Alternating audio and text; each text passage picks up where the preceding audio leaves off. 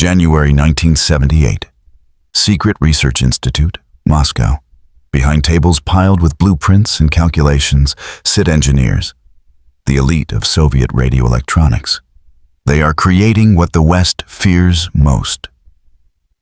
Guidance systems capable of transforming every Soviet fighter into a lethal threat to NATO aviation. The documents bear the highest secrecy classification. Guards at the entrance check everyone 3 times. The KGB has conducted special verification of all employees. The system is confident in its invulnerability. In the far corner of the hall, at a desk with blueprints for the MiG-29 radar, works Adolf Tolkachev. His colleagues see a taciturn professional who knows Soviet radar systems better than anyone in the country. Management sees a reliable engineer with 20 years of impeccable service and a flawless biography. No one knows that 3 hours before the start of the workday, this man photographed 40 pages of top-secret technical documentation with a miniature camera. No one knows that by evening, these films will be in the hands of a CIA officer. No one suspects that the information Tolkachev has already passed to the Americans over recent months is worth more than the entire annual budget of Soviet intelligence. For the Politburo, the MiG-29 is the pride of the defense industry. For the Pentagon, it has already become an open book. And the cause of it all, the vengeance of one man against the system that killed his relatives in the 1930s. Vengeance methodical, cold, absolute. Vengeance that would last 7 years and cost the USSR very dearly. The Cold War was not decided in a single decisive battle. It was a marathon of attrition where technological superiority, economic endurance, and the ability to exploit the enemy's systemic weaknesses determined victory. Adolf Tolkachev's betrayal represents a perfect case study in what can be called the mathematics of technological knockout. When one nation's investment in secrecy and centralized control is rendered worthless by a single individual's access and motivation. The Soviet Union spent billions of rubles developing radar systems, fighters, and air defense networks. They constructed elaborate security apparatuses. They created closed cities where scientists lived under constant surveillance. Yet all this investment crumbled because they failed to account for the human variable. What the Kremlin could not quantify was the corrosive power of grievance. The mathematics of personal vendetta multiplied by technical expertise and access. Tolkachev was not simply a spy. He was a force multiplier, a man whose actions saved the United States an estimated $5 billion in research and development costs. More than the entire Apollo program's annual budget at its peak. His intelligence allowed American engineers to understand Soviet systems without building them, to identify vulnerabilities without testing, to achieve technological dominance without matching Soviet production numbers. This was asymmetric warfare in its purest form. The central thesis is inescapable. In the contest between closed systems built on control and open systems built on innovation and individual initiative, the human element becomes the critical vulnerability. The USSR could match American military spending. It could not match the willingness of its own citizens to destroy it from within. Adolf Georgievich Tolkachev was born in 1927 in Akhtubinsk, Kazakhstan. His early life was unremarkable by Soviet standards until the Great Terror reached his family. In 1937, his wife's relatives were swept up in Stalin's purges. Her parents were declared enemies of the people, a designation that meant disappearance, labor camps, or execution. The family name was tainted. For young Adolf, this became the defining trauma of his life. But unlike many who suffered under Stalin's repressions, Tolkachev did not simply endure. He nursed his hatred in silence, waiting for the moment when he could strike back. He understood instinctively what Soviet ideologists refused to acknowledge. Personal grievance, when combined with capability and opportunity, becomes an unstoppable force. He pursued education with singular focus: radio engineering, electronics, the cutting edge of Soviet military technology. By the 1960s, he had secured a position at Phazotron, the research institute responsible for developing fire control radars for Soviet fighter aircraft. His work was brilliant. His loyalty appeared unquestionable. He received security clearances that granted him access to the most sensitive programs in the Soviet defense apparatus. What his supervisors saw was a model Soviet specialist. What they failed to see was a man constructing his revenge with the patience of an engineer solving a complex technical problem. Every promotion brought him closer to information that could damage the system. Every security clearance was a key to another locked room. Every year of loyal service was another layer of cover for the operation he was planning. The contrast could not be starker. While Soviet security services invested enormous resources in preventing foreign infiltration, running background checks, conducting surveillance, restricting travel, they remained blind to the threat growing within their own ranks. They had built a system designed to keep outsiders out. They had not built a system capable of containing the rage of insiders. On January 1977, Tolkachev made his move. He approached an American diplomat's car on a Moscow street. The initial contact was clumsy, amateurish by intelligence standards. He handed over a note offering his services, claiming access to advanced Soviet military technology. CIA officers who reviewed the approach were skeptical. The agency had been burned before by KGB provocations. False volunteers designed to waste resources or feed disinformation. But Tolkachev was persistent. He approached again and again. Each time he provided small samples of his access, technical details that could be verified, specifications that matched intelligence gaps. The CIA began to take him seriously. They gave him the cryptonym CKS Sphere. They assigned him a handler, a case officer who would manage what would become one of the most productive intelligence operations of the Cold War. What the CIA did not initially understand was Tolkachev's motivation. Agency psychologists expected the usual drivers: money, ideology, ego, coercion. Tolkachev wanted none of these in the conventional sense. He accepted payment, $300,000 over 7 years. But the money seemed almost incidental. He was not a communist turned capitalist. He was not seeking asylum or recognition. He was, in his own words, seeking to hurt the system that had hurt him. This created a unique operational dynamic. Most agents are motivated by external rewards or fears. Tolkachev was motivated by internal conviction. He did not need to be convinced or coerced. He needed to be restrained. His appetite for risk alarmed his handlers. He wanted to photograph more, deliver faster, take greater chances. The CIA had to slow him down to protect him. The mathematics here were brutal in their simplicity. The Soviet system had created its own nemesis. Every ruble spent on weapons development became a target for Tolkachev's camera. Every security measure designed to protect secrets became an obstacle he was determined to overcome. The centralized nature of Soviet research, concentrating expertise in a few key institutes, meant that penetrating one man gave access to entire technological programs. Between 1979 and 1985, Tolkachev photographed thousands of pages of classified documents. The intelligence he provided covered virtually every aspect of Soviet airborne radar development. He delivered technical specifications, designed blueprints, performance parameters, operational manuals, and research reports that detailed the capabilities and limitations of systems that NATO forces would face in any European conflict. The crown jewels of his intelligence included comprehensive documentation on the Sapphire 23 radar system, used in the MiG-23. The advanced radar planned for the MiG-29.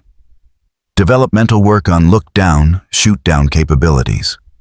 Specifications for the MiG-31's radar system, and details on Soviet electronic warfare and countermeasures programs. Each document he delivered represented years of Soviet research, millions of rubles in investment, and the collective work of hundreds of engineers. The Sapphire-23 alone had required a decade to develop. Tolkachev photographed its complete technical documentation in a matter of months.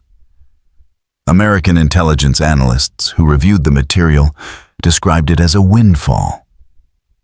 They could now understand not just what Soviet systems could do, but how they did it.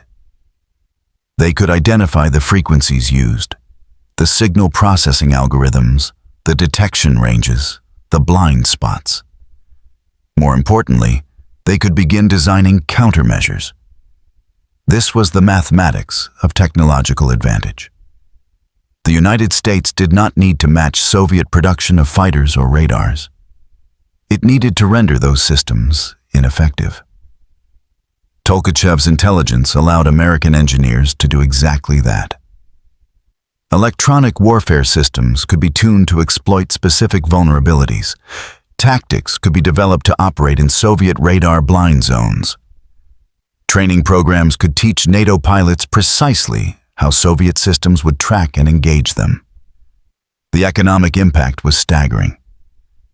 Estimates suggest that Tolkachev's intelligence saved the United States between $3 and $5 billion in research costs.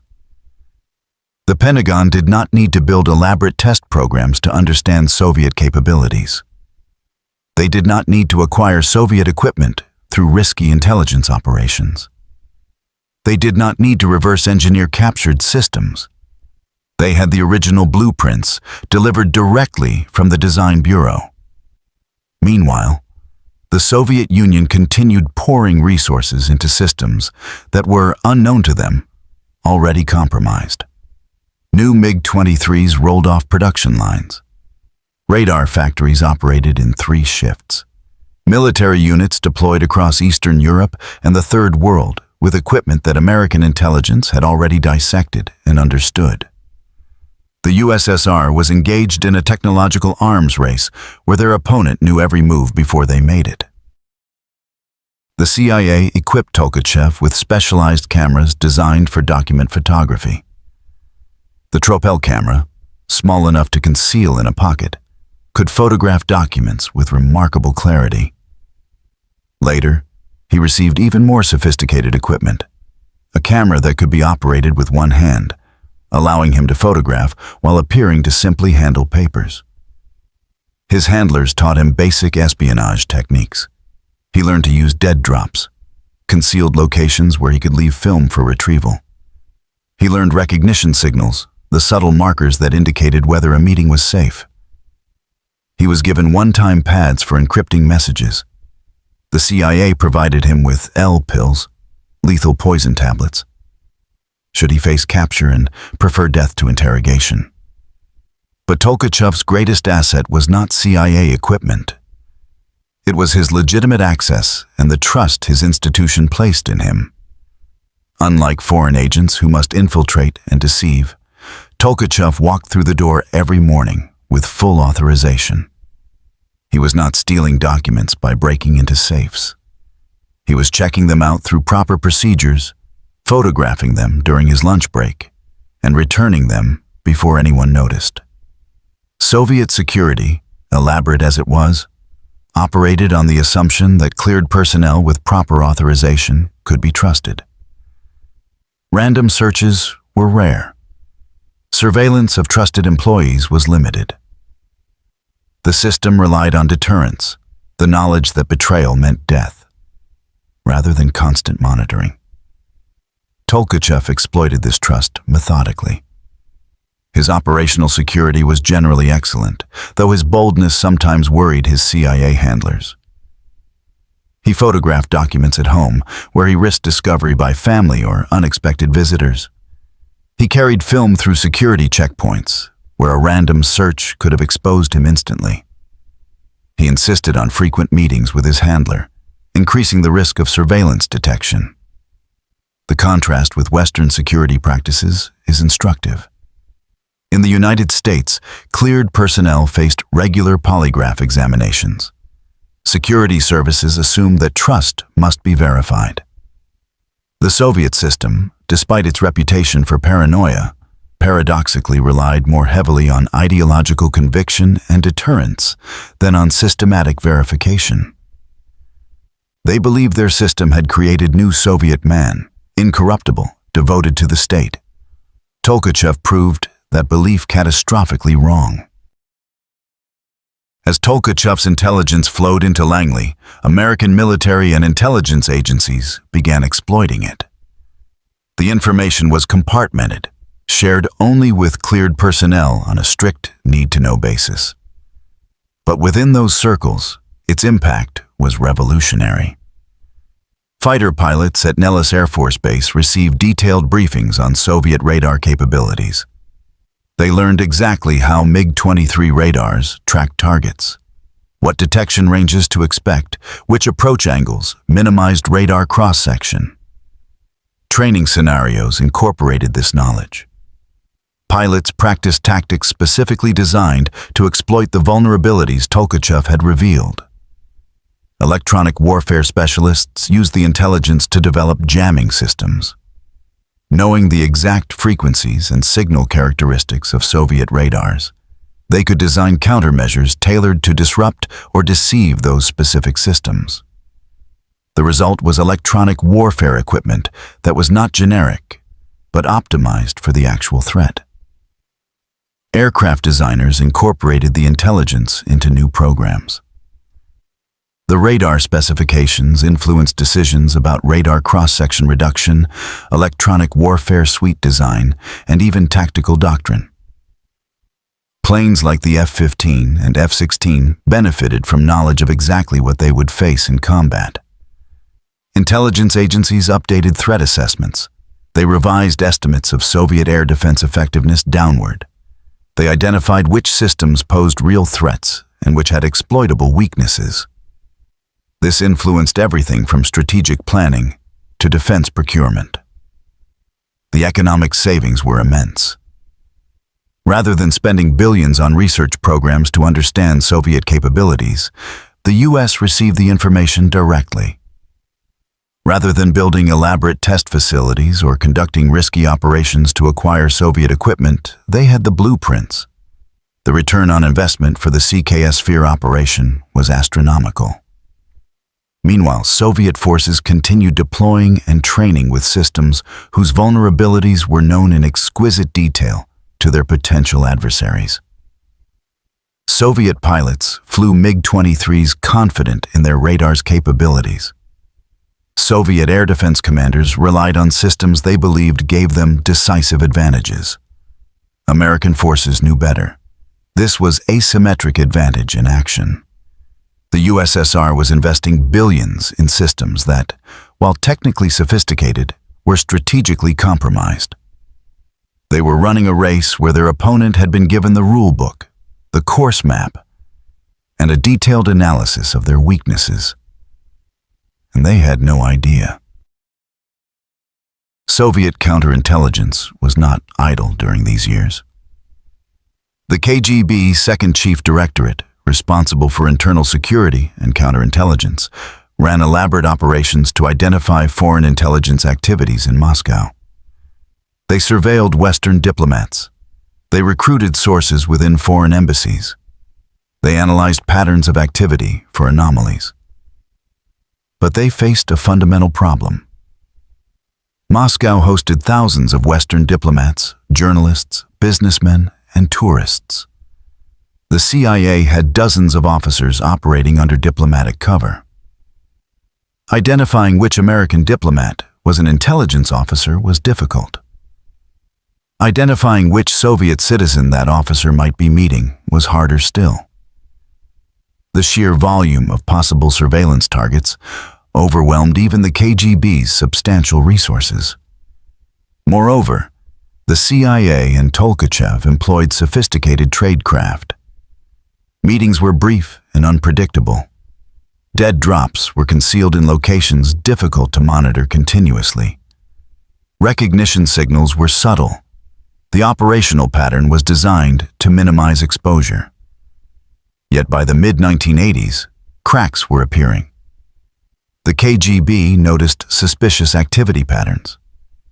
Certain American diplomats appeared in locations at times that seemed unusual. Surveillance teams reported possible meetings, though they lacked definitive proof. Counterintelligence analysts began developing theories about a penetration of Soviet military research institutes. What they did not know, what they could not know, was that their problem was far worse than they imagined.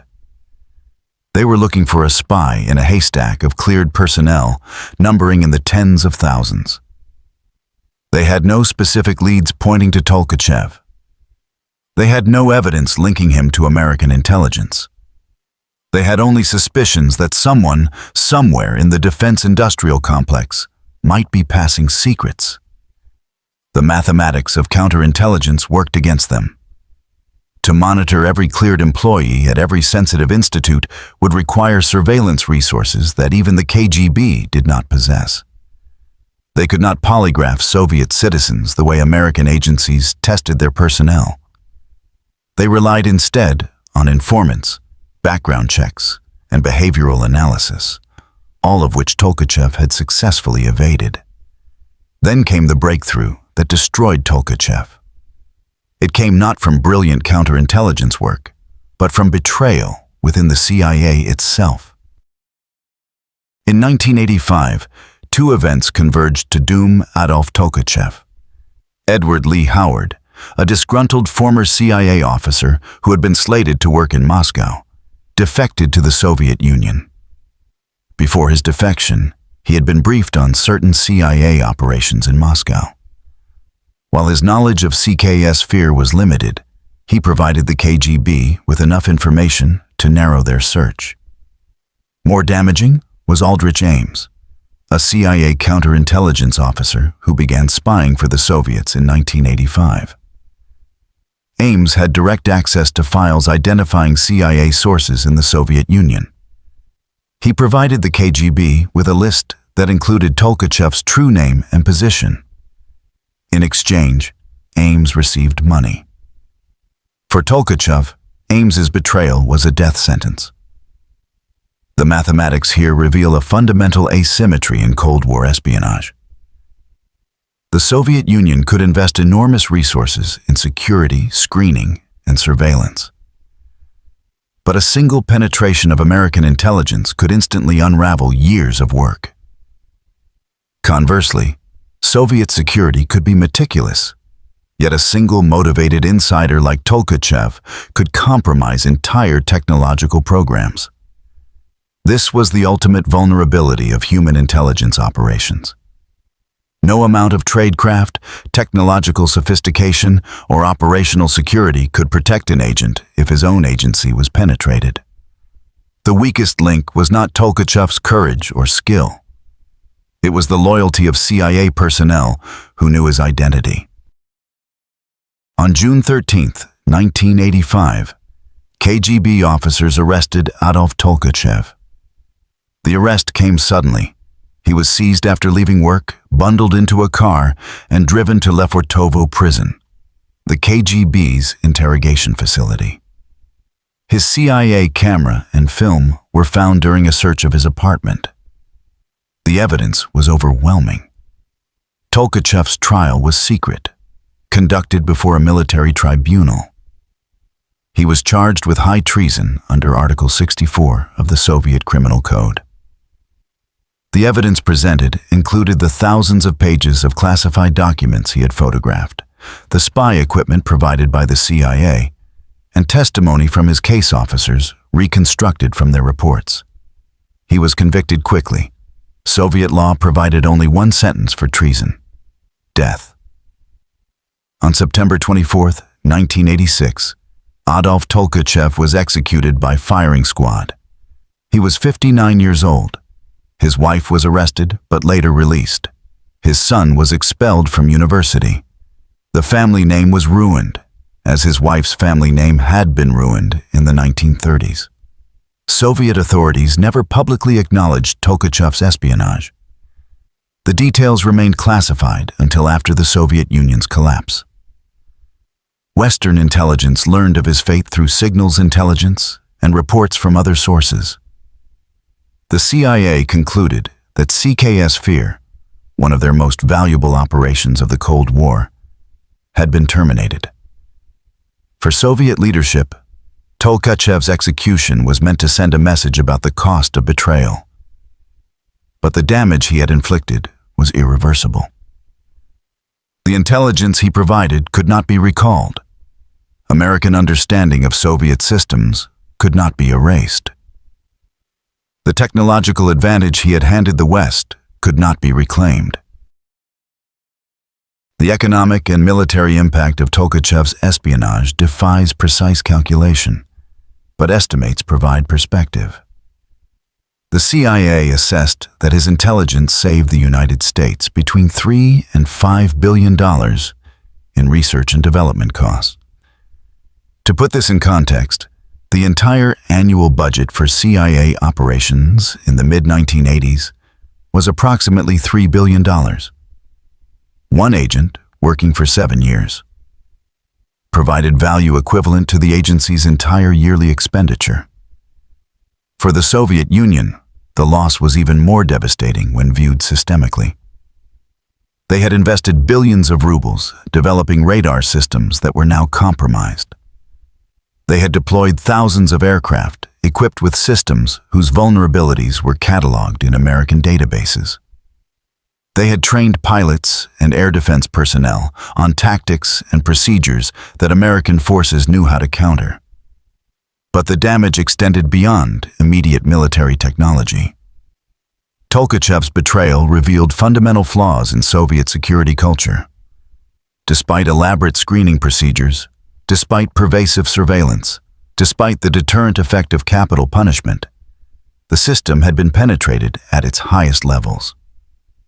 If a cleared engineer at a critical defense institute could spy for years undetected, what did that say about the reliability of the entire security apparatus? Soviet military planners after 1985 faced a devastating uncertainty. Which other programs had been compromised? Which technologies did the Americans truly understand? How many other Tolkachevs might be operating undetected? This uncertainty paralyzed decision-making and eroded confidence in their technological capabilities. The contrast with American intelligence successes is instructive. While the United States certainly suffered penetrations, Ames and Howard being prime examples, the overall balance of Cold War intelligence operations favored the West.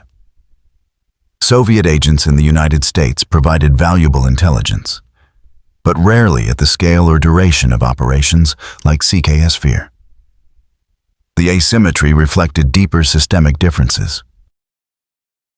After the Cold War's end, former Soviet intelligence and military officials began speaking publicly about cases like Tolkachev. Their reflections reveal the depth of the damage he inflicted.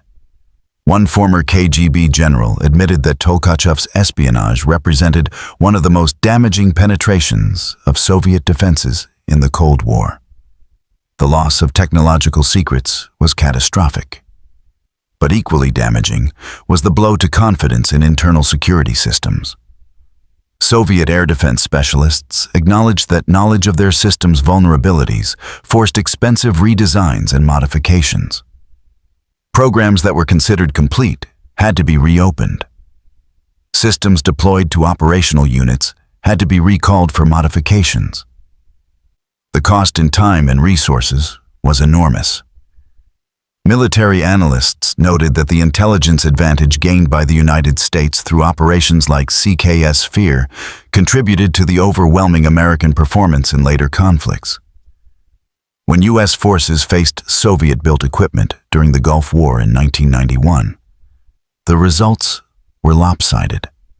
American aircraft destroyed Iraqi MiGs and air defenses with minimal losses. While Iraqi training and tactics played a role, The fundamental technological understanding gained through intelligence operations like CKS Fear was crucial.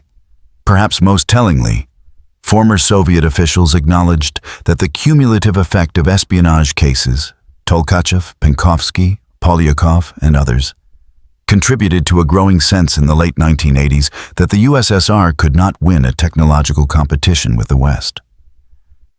If their most secret programs were compromised, if their best technology was understood and countered before it reached deployment, what was the point of continued investment? This demoralization, subtle but pervasive, played into the economic calculations that ultimately led to Soviet reform and collapse. The arms race was not merely expensive, it appeared unwinnable. Every ruble spent on weapons development carried the risk that the investment would be neutralized by American intelligence before it produced operational advantage. The Cold War ended in 1991 with the dissolution of the Soviet Union. No single factor caused that collapse. Economic stagnation, political reform, nationalist movements, and military overextension all played roles. But the cumulative effect of technological setbacks and intelligence failures contributed to a pervasive sense within Soviet leadership that they could not compete. Adolf Tolkachev did not live to see the Soviet Union's end. He was executed 5 years before the final collapse. But his contribution to that outcome was substantial. By compromising Soviet aviation technology, he forced the USSR to spend billions on modifications and redesigns.